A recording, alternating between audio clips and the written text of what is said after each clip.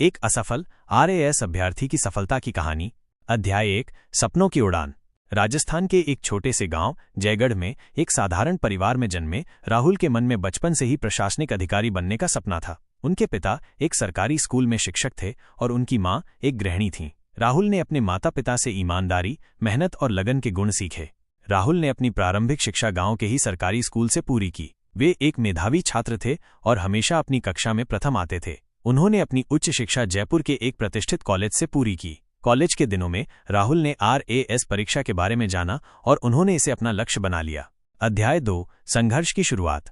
RAS परीक्षा की तैयारी करना आसान नहीं था। राहुल को कई चुनौतियों का सामना करना पड़ा। उनके पास महंगी कोचिंग कक्षाओं में जाने के लिए पर्याप्त पैसे नहीं थे, इसलिए उन्होंने स्वयं अध्ययन करने का फैसला किया। उन्होंने पुस्तकालयों और इंटरनेट से अध्ययन सामग्री एकत्र की और हर दिन कई घंटे पढ़ाई में बिताए।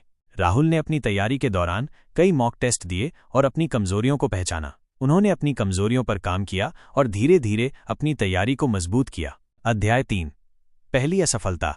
राहुल ने अपनी पहली आरएएस परीक्षा दी, लेकिन वे असफल रहे।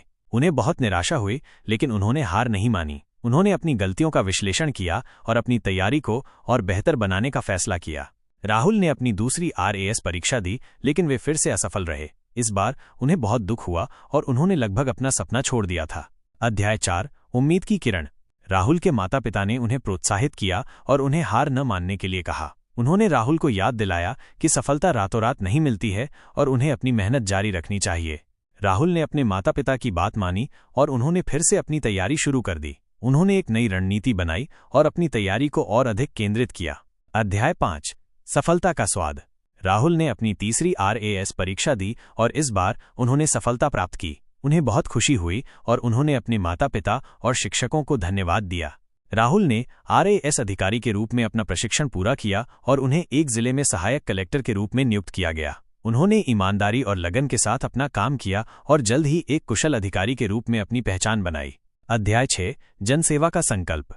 राहुल ने अपने कार्यकाल के दौरान उन्होंने कई महत्वपूर्ण परियोजनाओं पर काम किया और अपने जिले के विकास में महत्वपूर्ण योगदान दिया। उन्होंने गरीबों और जरूरतमंदों की मदद की और उनके जीवन में सुधार लाने के लिए काम किया।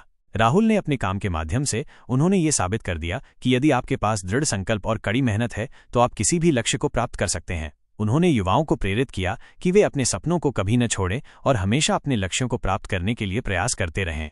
उपसंहार।